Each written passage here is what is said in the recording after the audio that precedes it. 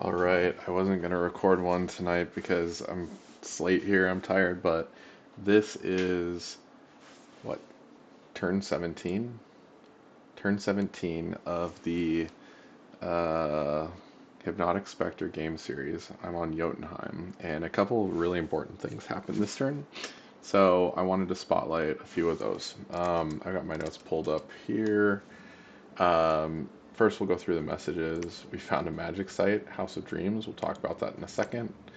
Um, there was a battle in Tyrannia against Machaka and Vanheim. Most notably, we got a peek at Machaka's Bless. So we'll watch that battle and call out one thing here.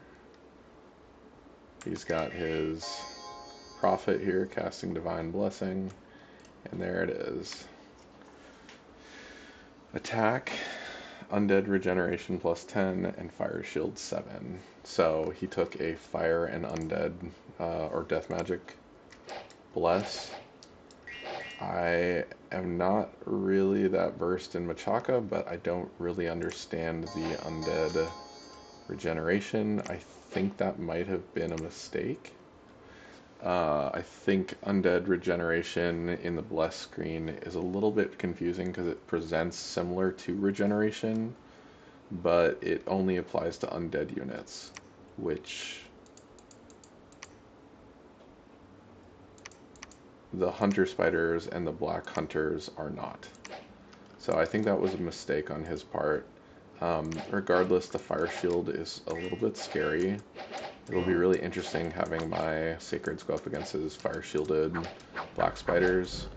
I don't really know what Machaka wants on the Black Spiders, but those guys are definitely one of the scarier Sacreds in the game. So, I'm going to let this run. You can see he's got 21 Black Riders here. It's terrifying. So he pretty well handedly beats the PD and one Vandrel. My battles. Oops. Divine Blessings. We got a good number of Sacreds here. Nothing too surprising. We'll turn on the color scheme so we can see if anyone's at risk. Nope. The storms. This is the other underwater province that we're looking to take. Nothing too crazy here. Yep, no problem. Towers of Heaven. Oops. See this one. Now I think we lose one guy here. If I'm not mistaken, this guy did not actually get blessed. Everyone else got blessed, but this guy got missed. I think he dies.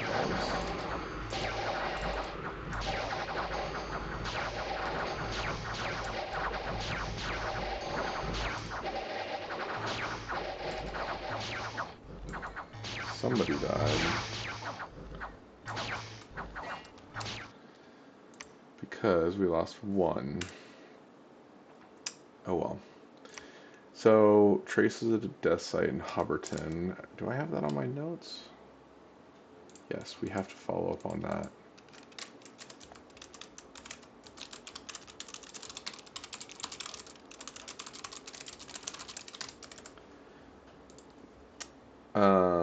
I don't want to spoil the important things. So we need to come back to Hubberton with a stronger death mage. Dominion's Enhanced shows you when there is potentially a higher tier site available and you haven't searched it out.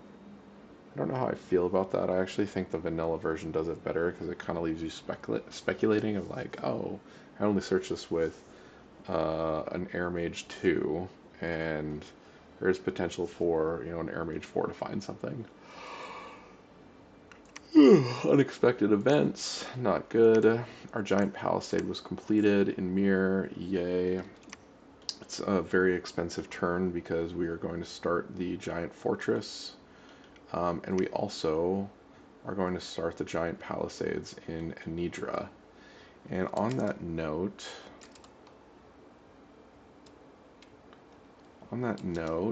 let's talk about two really important sites that we found this turn. First one is in Hubberton. We found a conjuration site.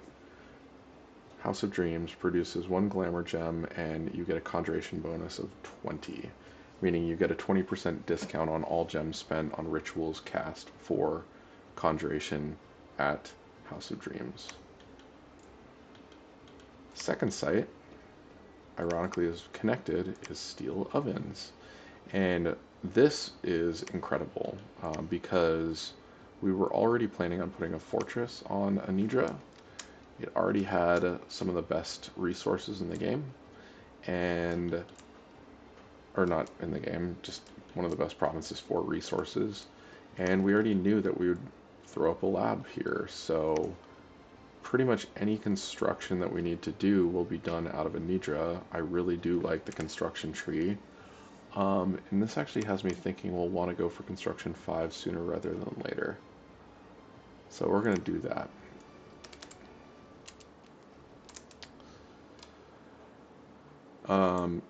Both of those are big, big wins. I don't know what I'm going to do with the conjuration site. I don't think it's an immediate priority. Long term, we could make really good use of that. I just don't have any plans for it right now. I'm just taking note of it. Okay.